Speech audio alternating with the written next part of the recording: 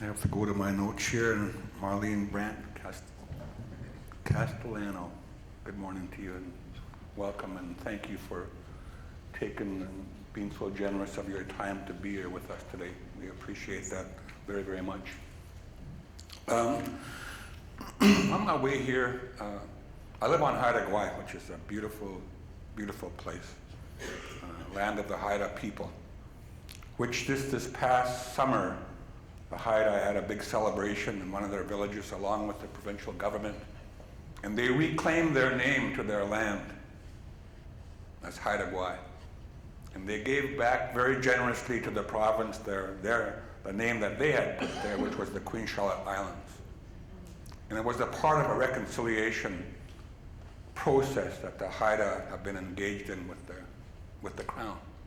Interestingly, at that particular celebration, the feds were absent, so there's always one party not at the table.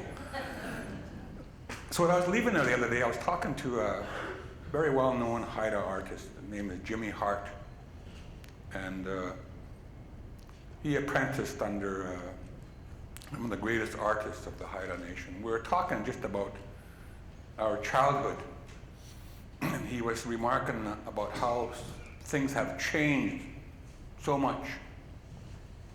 Then he said, I remember when I was a kid. Because one day my dad was dressing up in his best clothes, that he even put on a tie. And I asked him, why are you dressing up? Where are you going? And he said, well, I want to go visit my cousins in Skidegate, because he lived in Massive. And I have to go down and get permission from the Indian agent to leave the reserve. And we talk about how much things have changed. That's pretty amazing when you think about that, just in our lifetime. Then I ran into some faces that I recognized when they came into the room, and they brought back a memory to me, and so I was outside and had a chance to talk to them. But I was at a conference here a couple of years ago that was organized by the university, and the Attorney General for the province at the time, Michael Bryant, was a guest speaker. And he came up and he gave a very, very personal, I thought, and a painful speech because he was really, really troubled. He got up and he said, I'm a lawyer. He said, I understand the law. He said, so I understand First Nations rights, Aboriginal title and rights and treaty rights. He said, I know that stuff.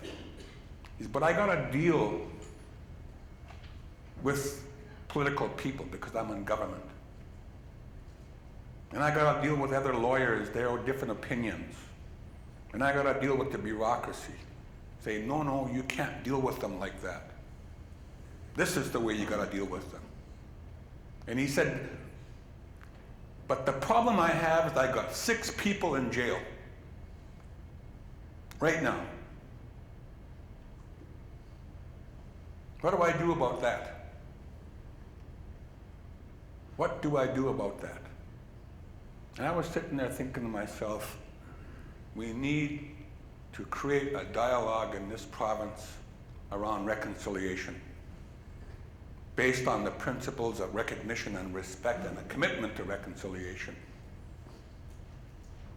We need to get people to start to realize that we shouldn't have to be forced through denial into the courts to create opportunities for reconciliation.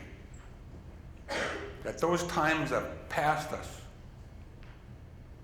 We should be able to create a new time when we can come together and sit down and talk to one another with recognition and respect and a commitment to reconcile between us the differences that we have. And I think when we get to that point, we realize that the differences that we have are slim compared to the common interests that we have.